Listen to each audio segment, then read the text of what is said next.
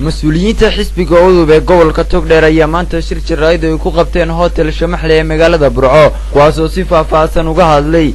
ku galida doorashada golaha deegaanka ee diiwaan gelinta kal hor ka qabsoontay Somaliland kuwaas oo sheegay inay mowqif adag ay ka taagan yihiin inay diiwaan gelintaasi lagu galo doorashada waxaana xubnahan tilmaameen in diiwaan gelintan hore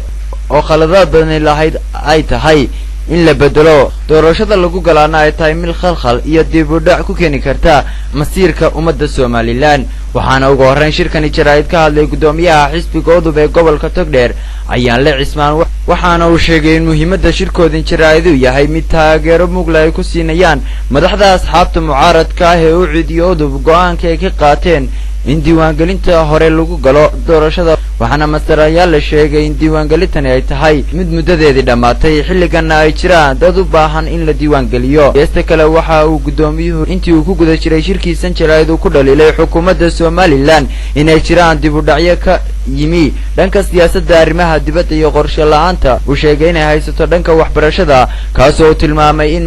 imtixaanaadkii shahaadiga ay noqdeen kuwa fashilmay waa sidoo hadalka u dhigay dadweynaha ka dhaadhicinaynaa ku celcelinaynaa diiwaan gelintaas laguma geli karo sifa loogu geli karaana ma jirto annana kuma geli doono sinaba uguma geli doono diiwaan gelinta wax food ah sababta oo dalkayaga iyo dadkayaga ayaan u turaynaa udubna waxa weeye lagalama xisaabtami jirin gobolkan Somaliland oo kaliya waxa la oran karaa dawladda geeska Afrika dhacay dalka wax fara badan waxaan oran karaa meelaha qaar kood 5% ba hoos u dhacay waxa kamid ah siyaasadii dibadda oo ay Soomaaliya maanta ku meelanahay waxa kamid ah xuduudihii aanu sugnay oo maanta aynaan joogin waxa kamid ah waxbarashadeeni oo inaga oo aan haysanin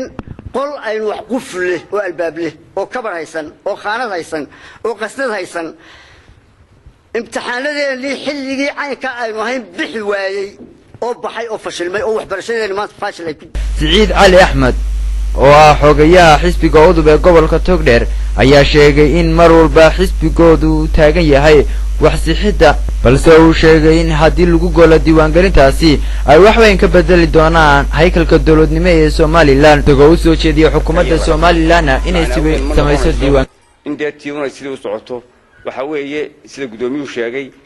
wax fara badan oo midnimo laba jiray diiwaan gelintii hormuddo badan bay lahayd waxa ay dad badan oo kaar badan haystay baa jiray dad intii kacay baa jiray xaq u leh in doorashada ay qaybtooda ka galaan oo qaataan marka anagu waxaan leenahay diiwaan gelin cusub hal la sameeyo diiwaan gelin cusub dadka hal loo sameeyo oo hal la qabto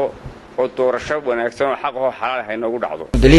waxa kale oo iyaguna shirkani jirayd ka hadlay xubnaha xisbiga udub ee gobolka Togdheer kuwaas oo ay kamid ahaayeen madaxa wacyigelinta ee xisbiga udub ee gobolka Togdheer Aadan Cawade